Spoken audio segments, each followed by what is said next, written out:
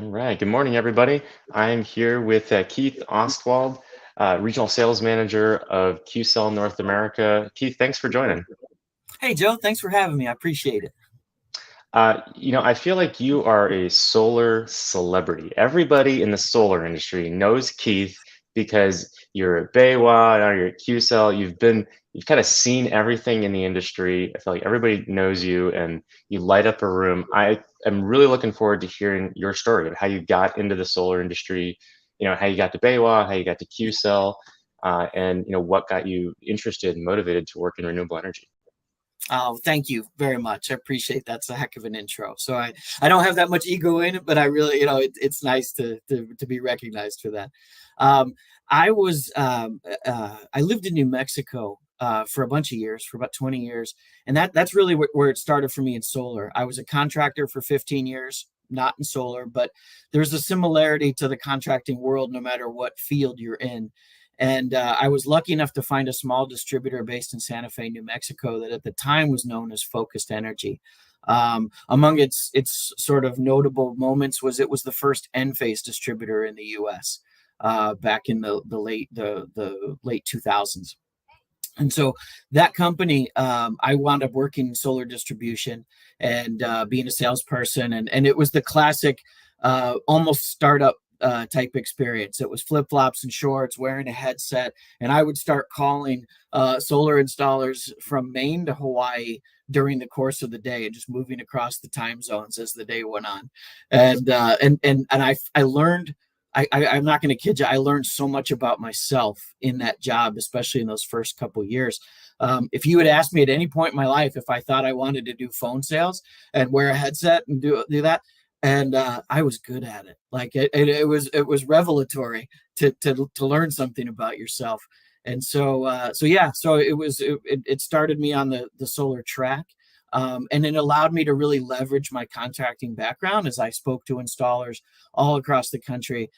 Again, you can empathize, you can understand, you can connect on a different level, because it was the same problems they faced that I used to face in different businesses. So that launched me, and then as Focused Energy continued to grow. A little bit before I had started there, it had already been acquired by Baywa RE, a global company based in Munich, Germany, that as of even today has 24 different distribution hubs around the world. So we were their first acquisition in the U.S. I wound up coming up through the company, became a regional salesperson in the Northeast, then head of East Coast sales, and then for a couple of years I was head of U.S. sales. And then last year, I had an opportunity to spread my wings in a different direction and join the number one module maker in the United States, QCells. And in that, partnered with a group of people that I had known for many years when I was at Baywa.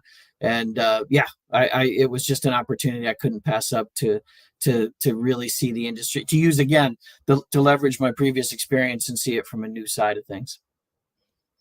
I'm so curious how the pain points of installers have changed over the last 10, 15 years, from when you were a contractor to moving into a startup to moving into Baywa and now QCell. You've been an installer and talking to installers for as long as anybody in the industry. What were the pain points 10 to 15 years ago versus what you're hearing today? Oh, yeah. I would tell you that really for me, and one of the most common threads is when I look at the way the internet has taken over sales, marketing, reputation building, a lot of that. I know I often get teased. I have kind of a baby face, and almost everybody guesses my age wrong, but I'm a lot older than you might think.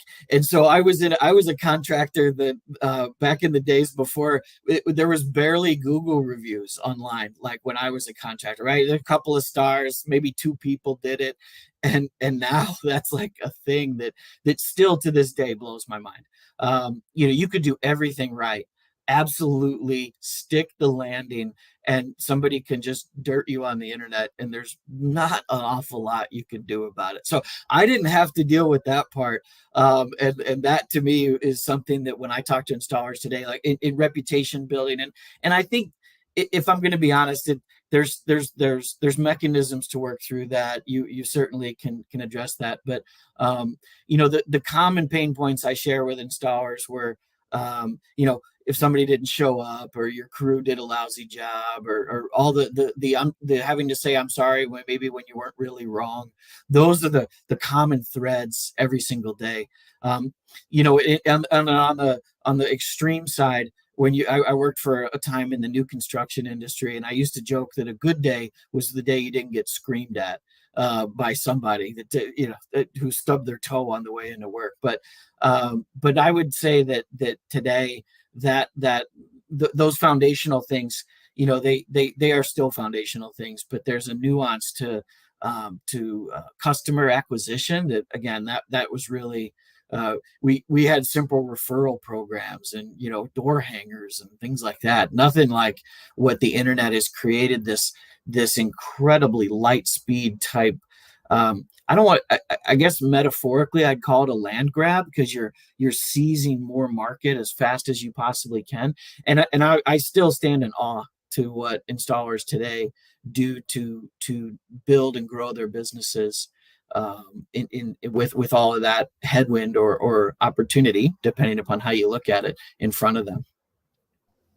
It's great that you started as an installer, because the distributors and solar software folks and folks who are in that space really need more people like you who started as an installer, because it's such a unique type of company. When you're talking to someone in QCell, or when you were at BayWa, who wasn't previously an installer, who might think like, okay, anybody could do this, it's a commodity. What's the number one thing you convey to them about how hard it really is to empathize with installers?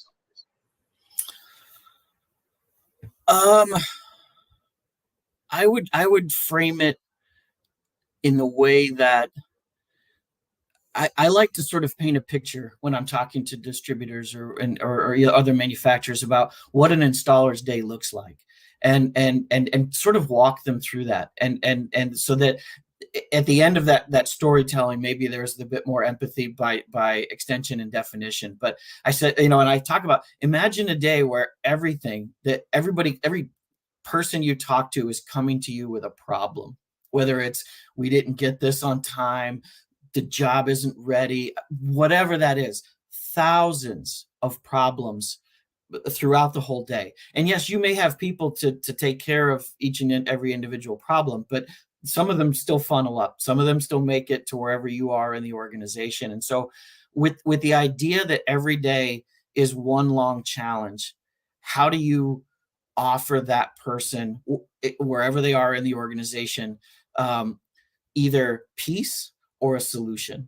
Like peace as in like, hey, I understand that of the 30 distributors or people, I used to joke when I was selling as a distributor, I used to say, so I don't know whether I'm the 24th or the 25th distributor that called you today, but I want to make this as easy as possible. And installers would start laughing. They're like, you're the 30th that called me today. Oh, well, okay. I'm sorry about the other 29. But being like, recognizing that fact, recognizing that that it's their day, the competitive environment, all of those things, I think it lightens the conversation. It opens it up a little bit for people to be like, okay, you made me laugh, I'm listening. And I think that we could all do with more of that in each part of our spot on the solar value stream right now. It's funny to think about 30 distributors, because now it feels like there's maybe 5 or 10 that are really vying for your business. And similarly with installers, I often wonder if there's going to be a lot of acquisitions and a lot of consolidation in the industry, or we're going to see just more and more of these small, local, regional installers. What are you seeing out there? Are you seeing more consolidation, or more new players coming in, or kind of all the above? That is an excellent question. I would tell you, in my professional opinion, I don't foresee a lot of consolidation, more than we've already seen in the last couple of years. Consolidation's hard. That's like saying the sky's blue. I realize that, but to take different, contracting is so local, regional, specialized. There's it's almost in many cases there's a cult of personality to the owner or leadership of a particular business that and that's not a pejorative term. Like that just means that they set the tone. Here's the group, we're the tribe, let's go. And so to merge across 5 or 6 installers there, in the last few years there have been a few SPACs that have come along, the special purpose acquisition companies, to consolidate high performing installers across multiple regions. I think we could spend a whole multiple shows on SPACs and those strategies there. But I would tell you that getting the purchasing, getting the sales, getting all the different secret sauce success stories that made each of those installers great in their market to be panoptic across the whole organization, that is so difficult. I think that I don't foresee a lot more of that happening, but there are companies that have been wildly successful that have grown very big using their own structure across multiple places. And examples of that come to mind, of course, are Sunrun, Sonova, ADT Solar, which had grown from, I've known that company for a very long time, even before they were ADT Solar. So I think the big in today's environment with financing product, loans, leases, all the rest of that, I think that the big will continue to get bigger, but that doesn't mean that at the expense of what we in the industry call the long tail. I mean, I think that there will be plenty more entrants into the market. For the little over 12 years that I've been in solar, it was always one of those things where next year the roofing industry is really going to get into solar, and it kind of didn't happen, or it happened maybe in certain locations, but not really across the U.S.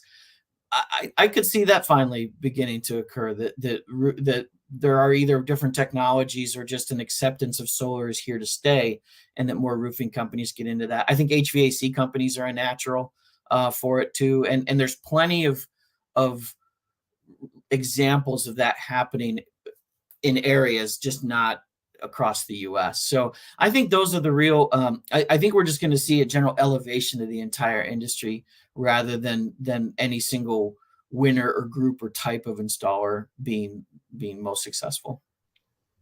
That's super interesting. Talking about roofing, when you're talking to installers and you're trying to differentiate Q-Cell, and they say, hey, I can go get a tier 2 or a tier 3 module for 30 cents, or I'm going to focus my business on solar tiles because I think that's the future. How are you differentiating Q-Cell? And I know there's big expansion plans, and we're going to talk a lot today about new products. How do you think Q-Cell is standing out from the pack? I am very blessed to be standing on the shoulders of giants, helping Q-Cell stand out in the pack. The company as a whole has just done a phenomenal job over the years of not simply branding, but executing across the board, whether it's U.S. manufacturing, whether we're by market share, it's reported publicly that we're #1 in residential and commercial in the United States. So the most recent Wood Mackenzie report had us at about 35% market share, give or take. And depending upon how you look at those studies, it might even be greater, simply because of their coverage territory and how difficult it is to gather that data. So, but I'll take the published stat. We're 1 in 3, and the way the company is going about it. I was, prior to us getting together here this morning, I was pulling up some articles that I'd read throughout over the course of this year.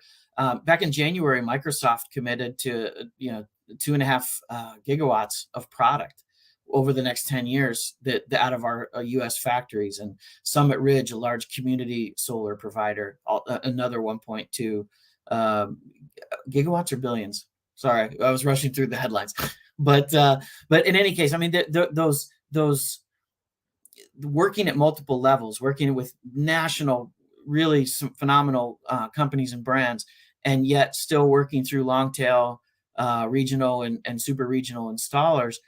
Those are the things that Q-Cells is doing well. At the same time, looking at other verticals, looking at adjacent verticals in solar. And that's some of the I think the things I'll talk about when we get into the new products part, is that Q-Cells is not content to simply just be the module company. They want to be uh, full spectrum in multiple industries and add value in lots of different ways. And I think that that's a an interesting commitment, and one that continues to benefit us as we look at different things. Little known fact, we Texas in particular has an a deregulated electricity market. Q-Cells is the owner of an outfit called Chariot Energy that does electricity sales, retail electricity sales, and so there's ways to combine those strengths to do more Q-Cell modules. There's a large EPC that does utility scale work that's based in New York City called Q-Cells Enable. So it's easy, I think, since we're all contractors or at heart, or in a particular industry like solar, to think of the pie as finite. I really see the pie as continuing to grow and grow and grow, and to be able to take advantage of that in new and interesting ways to leverage different business units is just something I think that the company has done real well at. Yeah, I mean, speaking of expansion and new products and adding value in new ways, I was so excited to see what QCell is doing in storage and in providing an inverter option, and with the premium, like a kind of an ultra premium option coming out hopefully later this year with the Qtron. What can you tell us about the battery product, which looks amazing, by the way? I love the vertical design, the modularity, as well as the Qtron module. So pictures are worth 1,000 words. Should I jump to that slide? Let's And do we can it. jump around. We don't have to be super linear. That slide 4. Am I in control? Okay, Yeah, I yeah. think you're in control. There you Okay. go. Yeah. Let me this slide, right, and forgive me, I'm still seeing my opening slide on that thing. There we go. Okay. So that is our Q Home residential energy storage product. What you're looking at, and I added a few graphics because I didn't want this center stack to be so hard to see. But what you're looking at in this diagram, just to the lower right, is what I euphemistically call Legos, because it's an easy metaphor for folks. But it is you can have a 20 kWh, 15 or 10 kWh stack of batteries, because each one of these Legos is a 5 kWh battery called QSave, and that right there does not only a lot of design flexibility, but I mean, from a installation, one of our mutual friends, Joe Hervé, had said to me that when there was another product that he really liked, but it was 400 pounds, and the way that homes are built in the mid-Atlantic area, it was just such a challenge to get this one device into a basement or wherever it was trying to go, unless it was something simple like a garage. And and in some ways it was dangerous for installers, because you're talking about potentially workman's comp claims, things like that, as they're hurting themselves trying to get a big, heavy single device in. And this allows you to break it into its constituent components and load in each piece. So that was actually an advantage that I had never really processed until it was just a conversation point. And it's like, oh, that makes all the sense in the world. So at the top of this stack, so above the batteries, is an inverter itself, and that right there does, and it can be AC or DC coupled, and serve the needs of the house. Oh, and you can have up to 4 of the 20 kWh battery, so 80 kWh if you had that kind of wall real estate, because that's I know it's hard to see the dimensions, but that's a lot of space on the wall. But that could be, a really significant battery backup system. It looks really nice in terms of space saving, aesthetics, the modular design. I know one pain point a lot of installers have had last couple of years is commissioning time, and Mm, also just resistance to new battery products that, there's a generalized fear of out of new stuff. Does it work? Is it beta? Is it alpha? Is it ready for yeah. market? Is this going to cause me a bunch of RMAs? Do you feel like it's been tested? You know it works. The commissioning time is reasonable, and what have you seen in the field? Yeah, this is actually this other screen I have up here was one of the earliest beta site installs we did towards the end of last year. It was out in California. Baker Electric is the installer that put it up. So that's a real installation. That's not like graphics, pictures, all the rest of that. And that was their first one. And they said to us that it took about 90 minutes to commission, and they felt like, okay, that was the first one, and that they could grind at least half hour, 45 minutes out of that with repetition. So the install was about a day for them, and that was also something they felt like they could trim down depending upon each site that they were working on. But so commissioning was really, I think that that's what they're speaking to right there. They felt like that was pretty smooth. Install was smooth. Then what else was I'm sorry, Joe. What else was in the question there besides that? Well, how about this? I know you were at Green Tech a few weeks ago talking to installers doing a demo day. Yeah, What did you hear from them? Talking to installers who've maybe done some storage or looking into right. storage or looking into other options, what was their apprehension and how did you overcome that and talking to installers Yeah, in person? absolutely. There are a significant number of battery products, home energy storage products out there, and the market leader is Tesla Powerwall. I think we share in some respects the advantages that a Powerwall has, and then even maybe have the advantage of it being stackable. I think is something that's standalone on itself and not equally out there. I think that installers, in general, the feedback that we get is this hits the points they're looking for.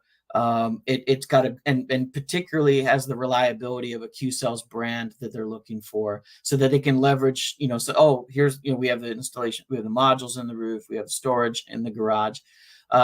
So there's obviously it's obvious to us in the business, there is a desire for a commitment and reliability part on the manufacturer, that they'll be there for the long haul. They'll iterate. They'll make sure that it does what it's supposed to do. And I really feel like we check those boxes. And given our size, we're not going anywhere either. So it is a second generation product. We learned, as many manufacturers do, we learned some lessons in the first generation, and I think we've applied those learnings to this product, and have really made something that once the market's ready to accept it, and we're working on that every day, we're going to see some great results from that.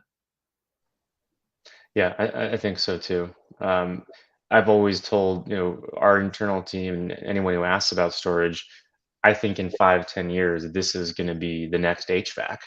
Yeah, Once you see that your neighbor has the lights on in an outage, once we start to get more of these time of use rates, and once you start to have more innovation, more energy density, better aesthetics, everyone is going to want one.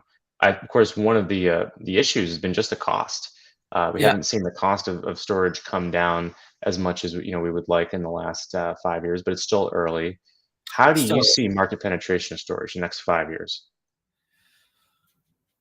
I I have I don't know if I would call it a unique viewpoint, but specialized to me in my experience. I think that there's going to be an extremely exciting integration or crossover between home storage that's fixed and vehicle and electric vehicles. So I think that we will wind up having something like in the picture right there that will service the needs of the house until the car comes home, right? And so that you may run on there should be this relentless improvement in a home energy storage product that may take us fully into off grid, even in urban areas, that allows you to and it won't be every home, and there'll be lots of exceptions, but I think it's really easy to conceive that you'll have your electric vehicles in the garage. They're the biggest batteries out there. Plus they have, they're sitting on wheels. So they'll be able to come and go and be charged up, not only at the home, but while you're at work. And then be able to, if both vehicles in the house are electric, it'll just be an auxiliary to what you see on the wall right there. So maybe you need one or two of the batteries for the house, and then the vehicle becomes the addition. So that's the way I see it. So I don't know that, like, we'll see commonly, 80, 100 kWh home energy storage systems. I think it's, 10 to 20, and just to keep everything running for a briefer period of time. But the vehicles are like 80, 100, 150 kWh. That's a tremendous density of storage right there and available. And so having that, whether it was last mile connections in telecom, the old phrase there of the last mile, I think the last mile here in solar is figuring out how those two storage devices will work, how they'll prioritize, and how they'll be intelligent for demand signals for pricing and other things that we'll start to see more of here on the East Coast. I agree completely. As we have more electric vehicles, if you've already got 80 kilowatt hours in the driveway, you don't need to install 80 kilowatt hours or even 40 or 20 kilowatt hours in your home. Keep the Right. lights on till the car parks and plug in that bidirectional charger. But until we get those bidirectional chargers off the shelf, right Yeah. now, everybody's running their air conditioning for most of the year in most of the country, and including when you go to bed at night, might have Mhm. your EV plugged in, and if the lights go out, the grid goes out at 2 a.m., and all that juice is going from the battery to your HVAC, or directly into your car if it's plugged in overnight. How do you think about load control? Mm. Does this product have load control? Is there another product that you like? I know some storage products have it integrated.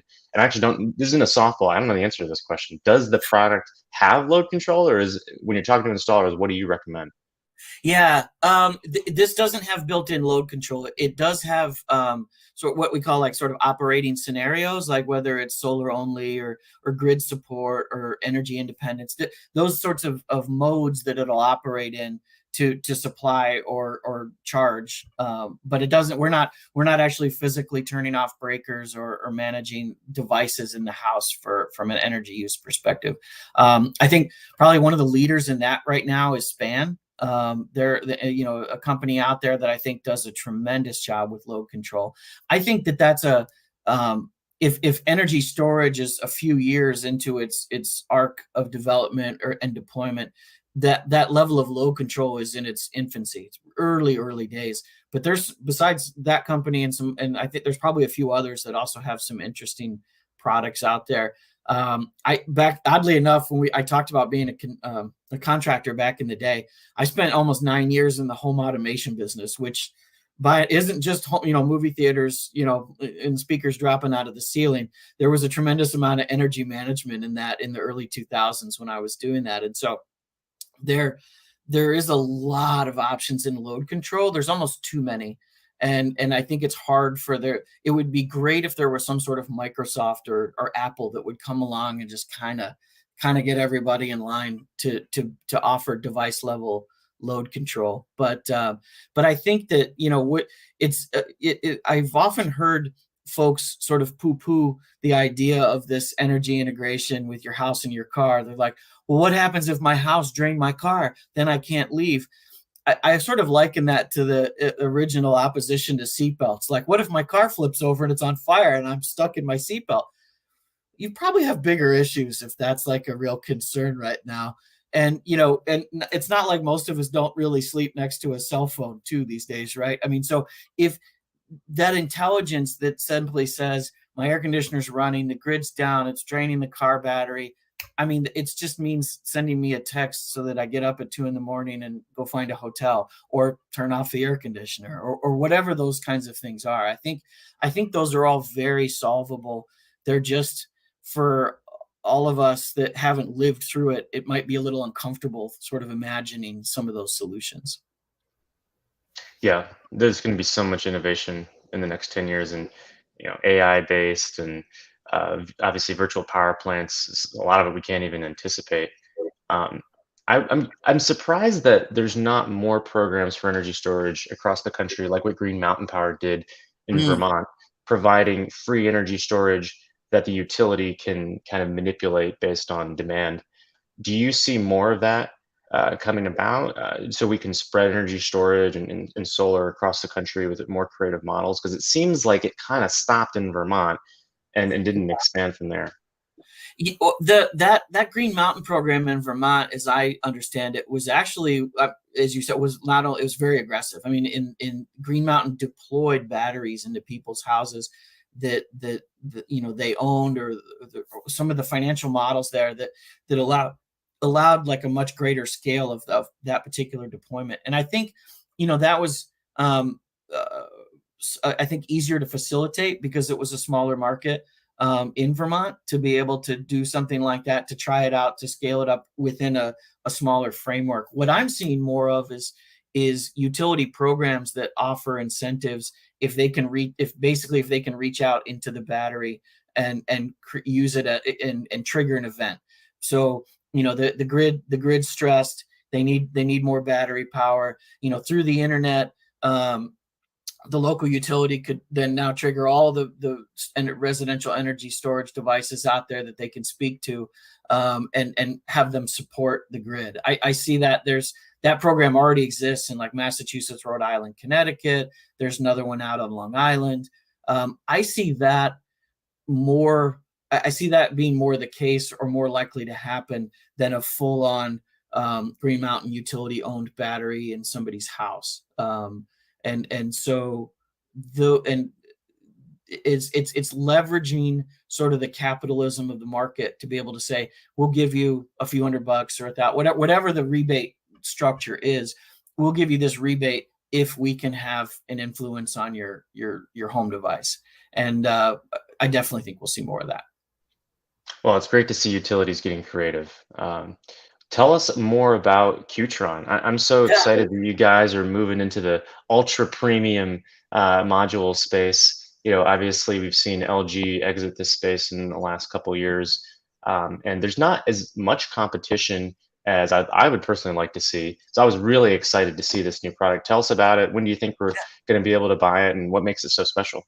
Yeah, so that's the product on the right you see on the screen right now. The Qtron it will be out this fall, September, October timeframe. It's one of the first products that's going to be coming out of our new factory in Georgia, and it's the expectation is for it to start at a 415 watt, 54 cell. They're larger solar cells, and they'll be half cut, so it'll be a total of 108. But as you can see there, it's be over 22% efficiency, so it's a nice jump in efficiency. It's a little smaller than the panel on the left, which is our bread and butter product today. And you know, we're looking to and at the end of the 25-year sort of average lifespan of a solar panel, it'll be over 90% in terms of nameplate on that. So it's got some great characteristics. We're really excited about it. It'll be a little bit lower volume at the beginning, just as we're getting the new production lines going. So it won't be sort of as practiced, if you will, as the 405 that we're working with today. But we think that'll put us squarely in the in the same league as some other premium industry leaders like SunPower, REC, well, Maxion, I guess, in the case of that. But I mean, the market, Joe, has really changed a lot since, you know, not only since LG left the space, but in different structural changes by a lot of the players involved. So I think premium is in a new phase versus the old scale premium, where you would have always 20 watts above the next guy, and the price was this huge difference between products, things like that. I think this is definitely a premium product, but it winds up in generally in pricing, it'll be a lot closer to the mainstream products you see out there today. It's so interesting to me. When we started Ipsen Solar 7 years ago, we were using 295 watt panels. And of course, I'm sure when you started, you were probably using like a sharp 100 watt panel or something like that. I can't even fathom. But we've gone from 295 watts, and you know, it was 300 and 310 and 315 and 320 and 325. And then it went Yeah, to like 350 and 360. And the modules have just gotten bigger and bigger, and not necessarily more energy dense, although there's been a little bit of that, just yeah, larger. And so there's been this kind of bizarre arms race between the, you know, out of the wattage of the module and the AC output of the microinverters or the optimizers, where they're Right. always trying to catch up. I'm curious how you think about that. Why did that happen? Is it really resulting in more watts on the roof?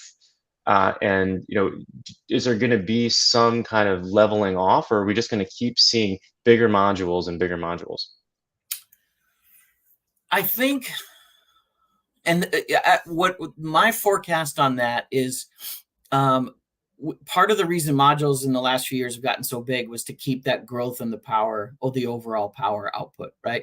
That it with the technology out there today, it's increasingly more difficult to grind out that little bit of efficiency gain and to get the higher power output. So like we went from, the year, just even a few years ago, the standard module sizes were 60 cells or 72 cells.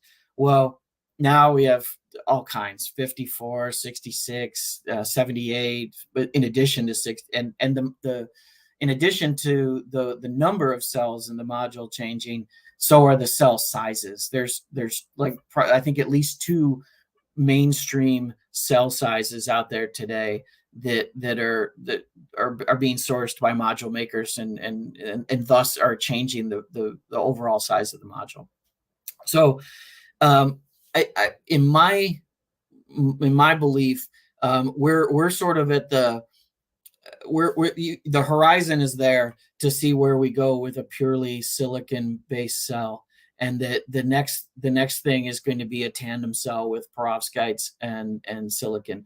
And I literally just saw an article in the last few days that that Qcells has committed to commercializing a product and is investing $100 million in a new line to build a tandem cell, and that should be available and on the market by 2026, which sounds like a really long time away, but that means you'll see it, being close to market ready in 2025, and then moving forward at more scale in 2026. So I think those efficiencies, in some of the articles I've read online, start in the 26% range. So I think, there's a lot to go. There's a lot to nail down between now and then.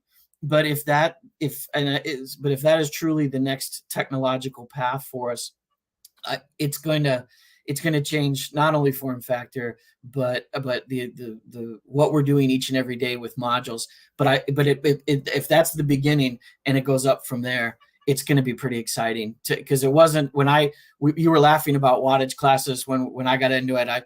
That made me feel like a dinosaur for a minute.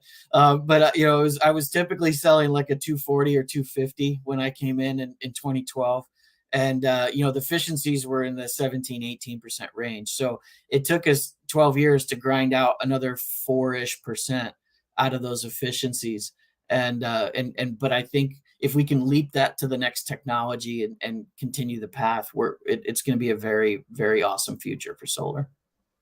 I remember reading about perovskites for years. They were like this vaporware thing that was in the lab, and trying to make it to commercial markets. So it's really cool to hear that it's actually going to be used in modules. So if we're selling a 500 watt or a 600 watt module in 4 years from now, do you think that the kind of duopoly of inverter manufacturers selling panel level optimization is going to continue to be the default, or do you think that there will be more installers looking at string inverters and other options, or obviously Qcell has its own inverter now? How do you see the inverter market playing out? I would think that there'll be that market forces will simply drive more competition. I mean, there's been a duopoly in residential inverter market for almost the entire time I've been in the business. I mean, and that share between the two key players, the two key incumbents, has only grown, right? So I mean, it was perhaps 80% or even 70% at 10 years ago.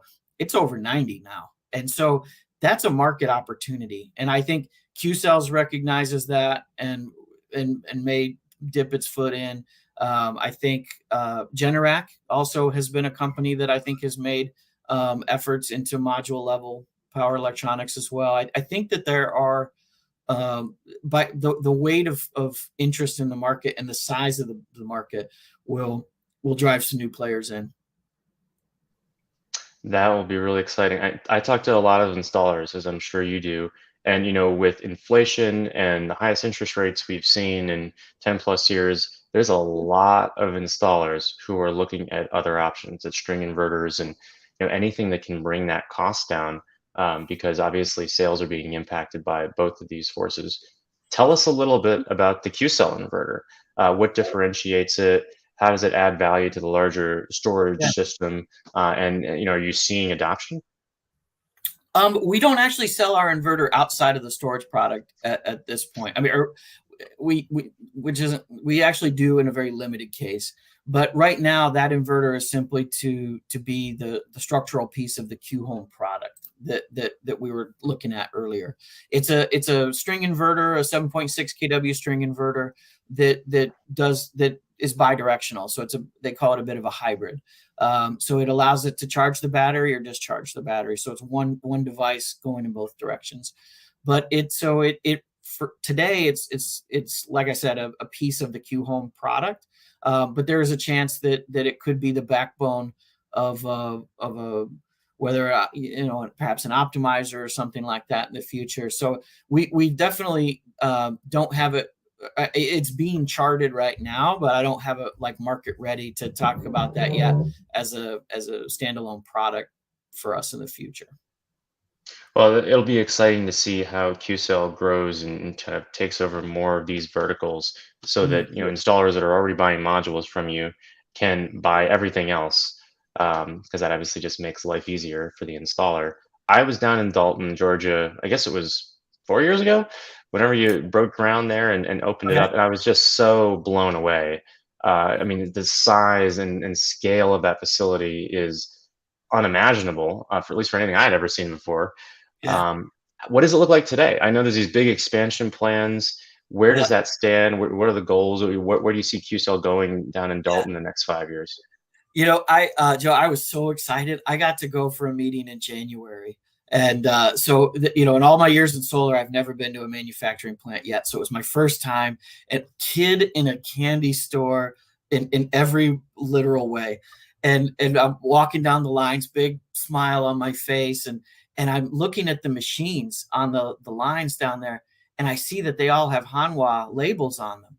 And I looked at my boss and I said, is that just a sticker? Because Hanwha, of course, owns Q cells. And he said, no, we make the machines that make the modules.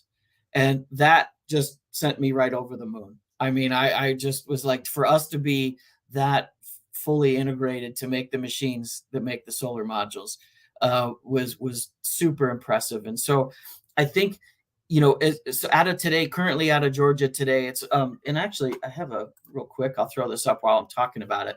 It's 1.7 gigawatts today.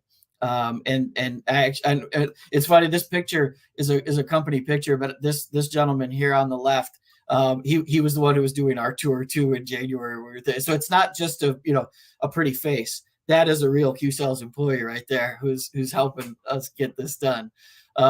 And so in addition to what they're doing right now, there's 3 lines in that factory. They're basically closed in and loading equipment into a second phase expansion right adjacent to this one right here. And so it is that will add the 1.4 gigawatts. And then they've already hung steel and they've got a roof on for the third phase of this facility, which will take it to a total of 5.1 gigawatts of production in Dalton, Georgia. Dalton, Georgia, as a fun fact, is the carpet capital of the world. More carpet is made there than anywhere else in the United States by an order of magnitude, and solar modules now, evidently. So the factory has got just a great group of people doing phenomenal work and today it's just residential, but we are going to add commercial capacity to it. We're adding the Qtron manufacturing to it so that there isn't, I mean, in the not too distant future, there's won't be much need to import product. We'll be able to make it all here.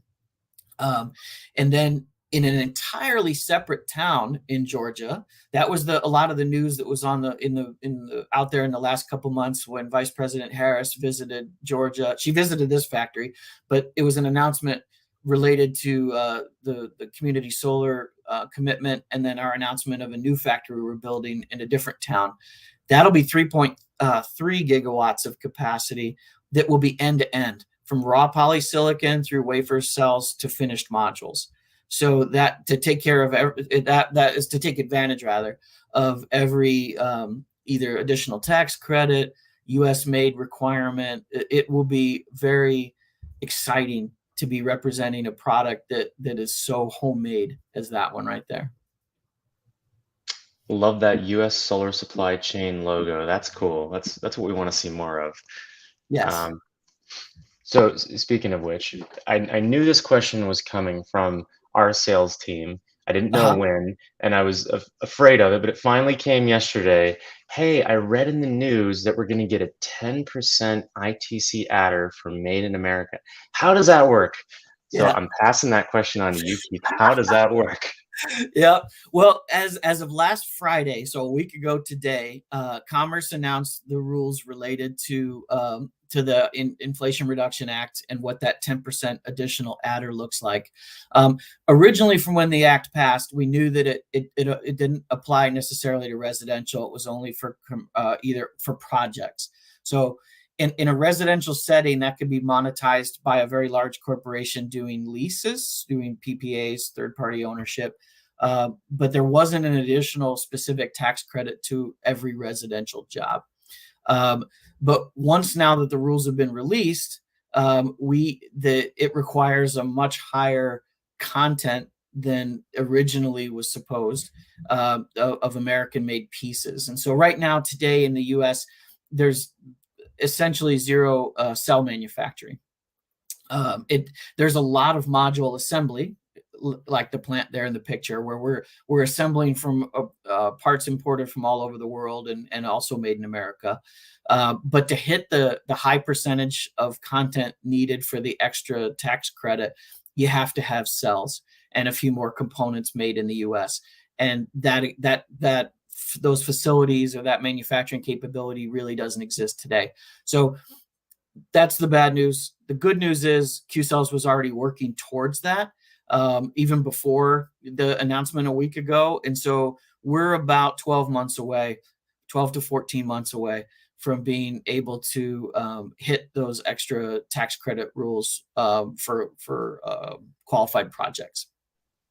So if you're talking to a homeowner, say you're talking to a homeowner 6, 8 months from now, Yeah. and I tell them exactly what you told me, and they're like, oh, well, should I wait to go solar until that 10% adder is online, or is it going to be when the system is PTO'd or when I pay for it? What do you tell a homeowner in that situation? Yeah. I mean, unless there's legislative changes, again, the only path forward to get that extra, and it's not really a path forward in the sense if the homeowner doesn't see the tax credit because they're doing a lease, that extra 10% goes to the company monetizing that sale. So at this point, there's no clear path for a residential project for that homeowner to see an extra 10% tax credit to them. Things could change, but I'm not aware of any particular movement in that direction. I think it's my opinion is it's more of the same of today. It's the traditional supply and demand type structure that we've been up until this point. Financial terms, like whether loans and things, we've been in a long period of essentially free money with loans, and the interest rate changes have been, yeah, they've been incredible, and I don't mean that in a great way for a lot of folks. And so I think solar is still going to pencil out. It's still going to be what we've been doing for years. I think homeowners and salespeople of solar systems conversations are certainly changing and need to change based upon the facts on the ground that we're seeing right there. But it definitely is.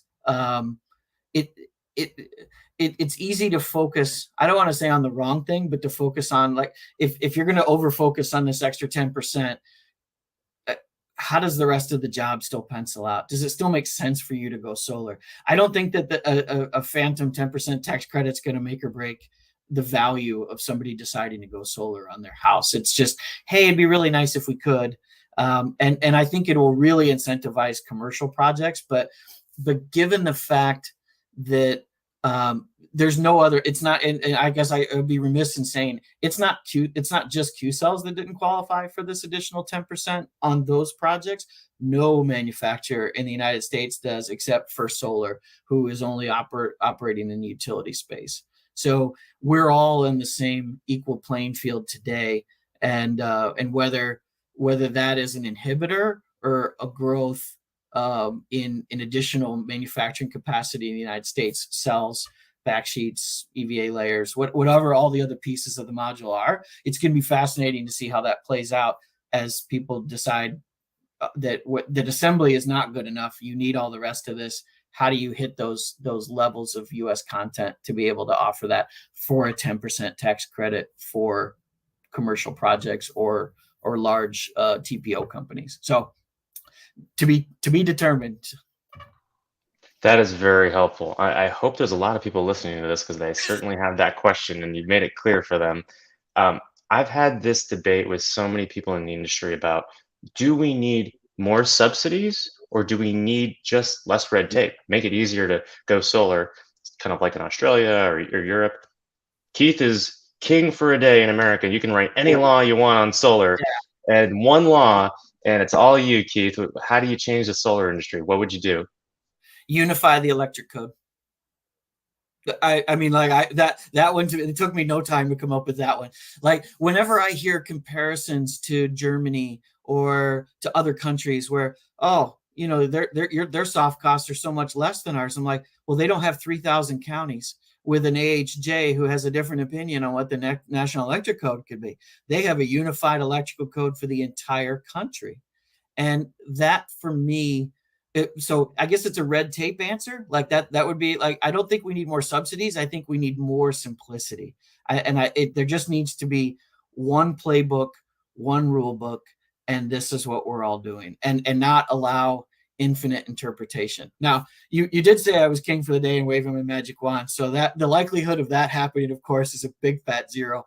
But I that would be my wishful thinking, is to make this easier. And then I guess in a more practical example would be, you know, some version of that where you're simplifying the application of the code. Maybe if you can't change the whole code or can't change how we do it, is there ways, you know, that I think NREL, National Renewable Energy Laboratories, is always looking at some sort of soft cost reduction and process improvement. So I think backing a lot of the things that they're working on would be great progress, great early first steps in addressing some of those difficulties. So why do you think the conversation seems always to be about more subsidies and less about more reasonable regulation? It doesn't even seem like the conversation is in that arena at all. What is it that skews all the debate about having more solar just focused on subsidies and not on regulation? My opinion, I think it's the path of least resistance for a lot of folks when they're thinking about how to address the problem. I'm changing a process or throwing money at it. I think it's easier to talk about throwing money at it than changing a bureaucratic method. And really, like, you know, bureaucratic has lots of connotations associated with it, but in some respects, you still need a bureaucracy to function, whether it's government or at every level. So I think it's hard to change those pathways, and even as difficult as it is to get legislation passed, that's easier than to throw more money at it, to throw another subsidy or legislation or you know, an additional incentive at a state, federal, a local level. And so, but I think that there's a fatigue in that conversation as well that would allow that it would be nice to have a real conversation about process. I agree completely. Hopefully that happens. All right, we're in the shameless plug portion of the hour. I know you came out to Fairfax a few Yeah. months ago or last year, and you know you got to see us and check out our operation, and you Yeah. got to see Sunvoy, and you Yeah. had some really nice things to say about it. And it was actually very special to us to hear that from you because you've been an installer and you've been in this industry so long. What did you see as a unique value proposition of Sunvoy, and why was it interesting to you? There was well, that's too long a story to tell. I had a metaphor story in my head, but the I will say that the thing that really, as I walked through that appealed to me the most was it took me right back to an installer days when I was routing crews to for service and installations and so forth, and the idea when Hervé showed it to me on the phone, that there you could see a system right there that needed some attention, that just a quick visit, just to say, oh, we need to make sure that it's buttoned up, or why is that not performing, whatever. But there was already like a map on a phone of all your deployed systems, and that it was easy to see who was doing an install in that area. So the truck rolls, I mean, it's hard for the average consumer, I think, to appreciate how time consuming and thus expensive a truck roll is, and to be able to whereas I used to have to do that on a cell phone, like to call up a guy who was 3 blocks away because I was lucky enough that a customer called needing a service call while they were nearby, and say, look, I realize you got to work there the rest of the day, but could you take another 2 hours and stop by Mrs. Smith's home on the way back to the office, because we need to take a look at that. The possibility to automate so much of that and create efficiencies and reduce costs was the system had so much more to it. But I would tell you that's the thing that won my heart and soul over was the management of the fleet that we had deployed, and to be able to integrate the additions to the fleet with the fleet we're still trying to take care of. And fleet, of course, isn't trucks; it's deployed systems. But that was a big win for me. I appreciate that. What about the branding and kind of the pizza tracker? We used to get all these calls every day, and we still get a few, about what stage is my project at. Now, of course, we can Yeah. refer people to Sunvoy to say you can wake up every day and see what stage your project's at now, anytime you want. Did you see value in the branding and the project tracking? Yeah, absolutely. And that one, as a homeowner, like it's funny, like I've heard lots of different stories, but I still look at my production stats years after my install. I think it's been 5 years now since I've had my system installed. So that level of continued touch with the customer, whether it's at pre-install and post-sale, to say, here's what's coming, this is great, stay excited about it, all the way through the install, and then be able to continue to reinforce that brand later for the installer. That's big. That's the kind of thing that creates more business.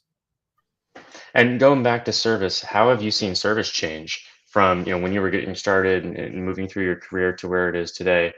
I've seen a lot of installers, including Ipsen Solar, go from having very bare bones operations to having an actual service team, still performing a lot of free service work, to actually charging for service and having a platinum protection plan and having a really mature field service software.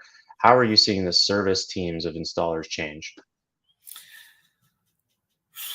That's a good question. I would say what I have learned there, Joe, is that there's not as much consistency as you might think across all installers when it comes to service. It is really there are so many installers that pride themselves on sort of a white glove service, like whatever it takes, we're there, that type of level. And there are other installers that frankly really need to focus on it more. But I don't know that I have a great place to sort of put a point on with and say, here's the trend, or here's the way everybody's doing it. But I think anything like where I sort of started off in the example a bit ago, whether it's the rerouting an installer over to take a look at Mrs. Smith's job, or other related efforts like that, all of anything that reduces the headache, that circling back to to the empathy that you're trying to create in someone's day, anything that reduces those 1,000 challenges in an installer's day to make to have one less person come up with 10 things that need to be solved right then. I think that those are all um, underappreciated, but should be more heavily valued efficiencies in somebody's business. Like it's easy to, if you don't know about it, and maybe that's something that came up for me too with Sunvoy, is if you didn't know that this existed, if you didn't know that you needed this or it could solve these problems, you don't know what you're missing. But once you really dig into it, you're like, oh my God, that could solve this, this, this. I mean, those kinds of things that I think are really key for installers to just take some time out of their day, investigate, and make sure that they can integrate it with their business. I really appreciate that, Keith. This has been a really fun hour to learn from your experience, your path through the solar industry at QCell, to see all the new products you guys are working on, the expansion of the Dalton facility. I really appreciate you taking the time out, and I'm sure this added a ton of value for installers out there who have the same questions I do. Joe, thank you so much. It was a real pleasure to spend some time with you, and I loved all the ground that we covered. And yeah, thank you very much. I really appreciate it. Let's do it again soon. All right, you take care. Cool. Have a good weekend. You too. Bye-bye.